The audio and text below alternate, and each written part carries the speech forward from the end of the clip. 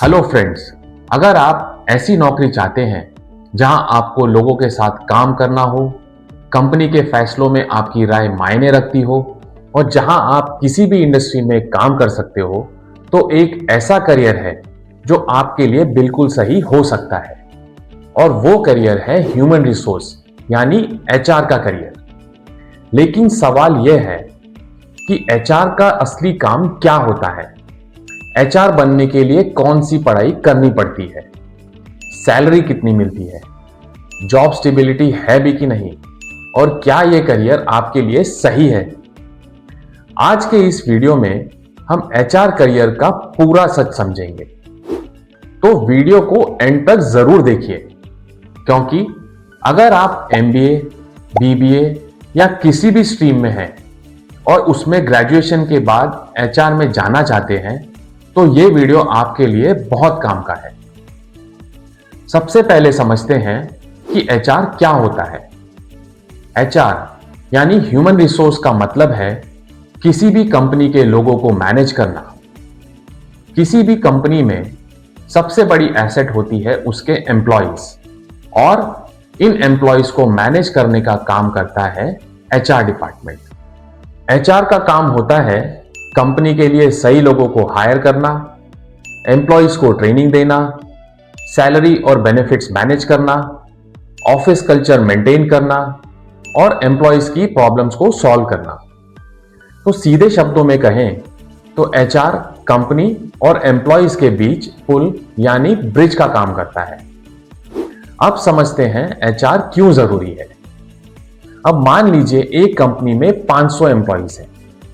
अगर वहां एचआर नहीं होगा तो हायरिंग कौन करेगा, सैलरी कौन तय करेगा, ट्रेनिंग कौन देगा, एम्प्लॉय कंप्लेंट्स कौन हैंडल करेगा। और यही कारण है कि आज हर कंपनी में एचआर डिपार्टमेंट होता है, चाहे कंपनी हो IT company, manufacturing company, hospital, bank, startup या ई कॉमर्स कंपनी। हर जगह एचआर की जरूरत होती है।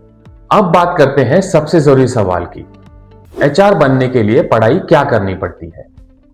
सबसे पहले आपको करना होगा ग्रेजुएशन।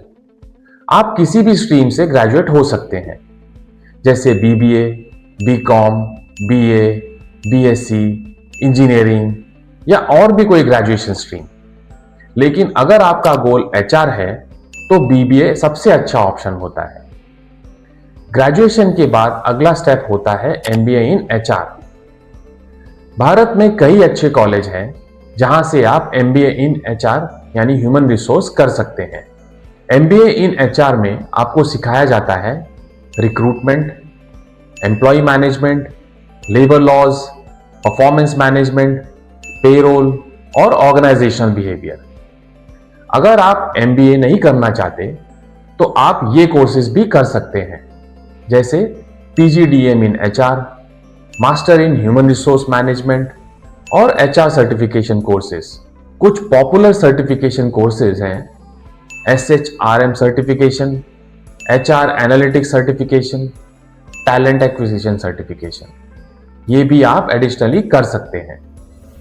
एचआर बनने के लिए सिर्फ डिग्री काफी नहीं होती, कुछ इंपॉर्टेंट स्किल्स भी जरूरी होती हैं, जैसे कम्युनिकेशन स्किल्स। एचआर का काम होता है लोगों से बात करना, इसीलिए कम्युनिकेशन स्किल्स बहुत स्ट्रांग होना चाहिए। दूसरा है पीपल मैनेजमेंट। एचआर को एम्प्लॉयज को मैनेज करना पड़ता है। तीसरा है प्रॉब्लम सॉल्विंग स्किल्स। कई बार एम्प्लॉयज के बीच कॉन्फ्लिक्ट होता है, उसे सॉल्व करना भी एचआर की रिस्पॉन्सिबिलिटी होती है। चौथा है इमोशनल इंटेलिजेंस। एचआर को लोगों की फीलिंग्स को समझना पड़ता है। पांचवा है नेगोशिएशन स्किल्स। सैलरी नेगोशिएशन और हायरिंग में यह स्किल बहुत काम आती है। और छठा है कॉन्फिडेंशियलिटी। एचआर को कई सेंसिटिव इंफॉर्मेशन हैंडल करनी पड़ती है, इसीलिए ट्रस्ट बहुत जरूरी है। एचआर फील्ड बहुत बड़ी है, इसमें कई अलग अलग रोल्स होते हैं। चलिए एक एक करके रोल्स को समझते हैं। पहला है as a HR recruiter. HR recruiter का मेन काम होता है कंपनी के लिए सही टैलेंट को ढूंढना और उसे हायर करना। लेकिन इसके पीछे कई इंपॉर्टेंट जिम्मेदारियां होती है। सबसे पहले जिम्मेदारी होती है जॉब रिक्वायरमेंट को समझना। एचआर रिक्रूटर हायरिंग मैनेजर से बात करके यह समझता है कि कंपनी को किस प्रकार के उम्मीदवार की जरूरत है, उसके स्किल्स, एक्सपीरियंस और क्वालिफिकेशन क्या होनी चाहिए। दूसरी जिम्मेदारी है कैंडिडेट्स को ढूंढना। इसके लिए HR recruiter job portals, social media और प्रोफेशनल नेटवर्क्स का इस्तेमाल करता है। तीसरा इंपॉर्टेंट काम है रिज्यूमे स्क्रीनिंग। एचआर रिक्रूटर सैकड़ों रिज्यूमे में से सही कैंडिडेट्स को शॉर्टलिस्ट करता है। इसके बाद आता है interview coordination. Recruiter shortlisted candidates के इंटरव्यू शेड्यूल करता है और पूरी हायरिंग प्रोसेस को मैनेज करता है। अगर कैंडिडेट सेलेक्ट हो जाता है तो एचआर रिक्रूटर सैलरी नेगोशिएशन और ऑफर लेटर का प्रोसीजर भी संभालता है। और आखिर में एचआर रिक्रूटर यह सुनिश्चित करता है कि नया एम्प्लॉय कंपनी में स्मूथली ज्वाइन करे। इसे ऑनबोर्डिंग प्रोसेस कहा जाता है। सरल शब्दों में कहें तो एचआर रिक्रूटर वह व्यक्ति होता है जो कंपनी और सही टैलेंट के बीच एक मजबूत कड़ी का काम करता है। रिक्रूटमेंट एचआर की एंट्री लेवल जॉब होती है। दूसरा है एचआर जर्नलिस्ट। एचआर जर्नलिस्ट एक ऐसा प्रोफेशनल होता है जो एचआर के लगभग सभी फंक्शंस को संभालता है। सबसे पहले एचआर जर्नलिस्ट की जिम्मेदारी होती है रिक्रूटमेंट सपोर्ट देना, यानी नए एम्प्लॉयज को हायर करने की प्रोसेस में मदद करना। दूसरा इंपॉर्टेंट काम है एम्प्लॉय ऑनबोर्डिंग। जब कोई नया एम्प्लॉय कंपनी में ज्वाइन करता है तो उसे कंपनी पॉलिसीज, रूल्स और वर्क कल्चर के बारे में जानकारी देना, यह काम भी एचआर जर्नलिस्ट की जिम्मेदारी होती है। तीसरी जिम्मेदारी है एम्प्लॉय रिलेशंस। अगर एम्प्लॉयज को कोई प्रॉब्लम है, कंप्लेंट है या कोई कॉन्फ्लिक्ट हो तो एचआर जर्नलिस्ट उसे समझकर सॉल्यूशन निकालता है। इसके अलावा HR journalist attendance, leave management और एचआर डॉक्यूमेंटेशन भी संभालता है। एक और इंपॉर्टेंट काम है परफॉर्मेंस मैनेजमेंट, यानी एम्प्लॉयज के परफॉर्मेंस रिव्यू और अप्रेजल प्रोसेस में सपोर्ट देना। सरल शब्दों में कहें तो एचआर जर्नलिस्ट कंपनी के एम्प्लॉयज और मैनेजमेंट के बीच एक ब्रिज की तरह काम करता है, जिससे ऑर्गेनाइजेशन में वर्क एनवायरनमेंट बेहतर बना रहता है। तीसरा है ट्रेनिंग एंड डेवलपमेंट मैनेजर।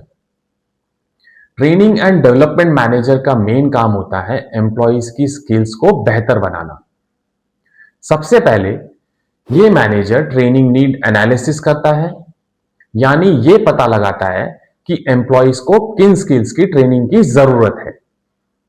इसके बाद वो ट्रेनिंग प्रोग्राम्स डिजाइन और ऑर्गेनाइज करता है, जैसे वर्कशॉप्स, सेमिनार्स, ऑनलाइन कोर्सेज या स्किल डेवलपमेंट सेशंस।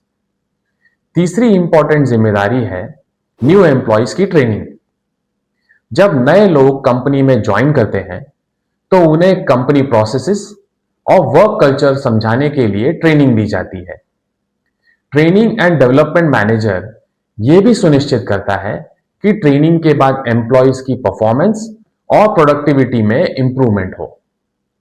इसके अलावा लीडरशिप डेवलपमेंट प्रोग्राम्स भी तैयार करता है ताकि फ्यूचर मैनेजर्स और लीडर्स तैयार किए जा सके। सरल शब्दों में कहें तो training and development manager company के एम्प्लॉयज को सिखाने, विकसित करने और फ्यूचर के लिए तैयार करने का काम करता है। चौथा है पेरोल मैनेजर।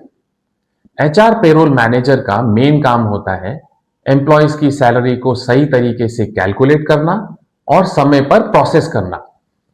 सबसे पहले जिम्मेदारी है सैलरी प्रोसेसिंग।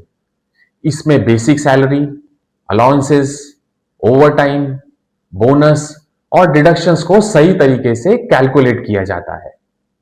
दूसरा इंपॉर्टेंट काम है टैक्स कैलकुलेशन और कंप्लायंस। पेरोल मैनेजर यह सुनिश्चित करता है कि इनकम टैक्स, पीएफ, ईएसआई जैसी सभी डिडक्शन सही तरीके से लागू हो। तीसरी जिम्मेदारी है अटेंडेंस और लीव डेटा को मैनेज करना, ताकि सैलरी कैलकुलेशन बिल्कुल एक्यूरेट हो। इसके अलावा payroll manager salary slips, payroll reports और एचआर रिकॉर्ड्स भी मेंटेन करता है।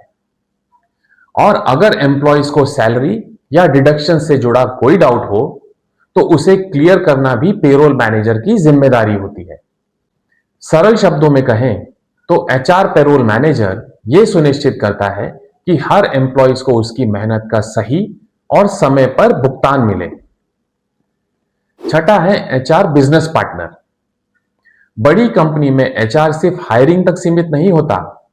कई कंपनियों में एक खास रोल होता है एचआर बिजनेस पार्टनर, जिसे अक्सर एचआरबीपी भी कहा जाता है। एचआरबीपी इसका मेन काम होता है एचआर स्ट्रैटेजी को बिजनेस गोल्स के साथ अलाइन करना। सबसे पहली जिम्मेदारी है मैनेजमेंट के साथ काम करना। एचआरबीपी कंपनी के सीनियर मैनेजर्स के साथ मिलकर यह तय करता है कि बिजनेस ग्रोथ के लिए किस प्रकार के टैलेंट और वर्कफोर्स की जरूरत है। दूसरा इंपॉर्टेंट काम है एम्प्लॉय परफॉर्मेंस और प्रोडक्टिविटी को बेहतर करना। एचआरबीपी मैनेजर्स को गाइड करता है कि टीम को कैसे मोटिवेट करें और परफॉर्मेंस कैसे इंप्रूव करें। तीसरी जिम्मेदारी है एम्प्लॉय इश्यूज और कॉन्फ्लिक्ट रिजोल्यूशन। अगर एम्प्लॉयज और मैनेजमेंट के बीच कोई प्रॉब्लम हो तो एचआर बिजनेस पार्टनर उसका समाधान निकालने में मदद करता है।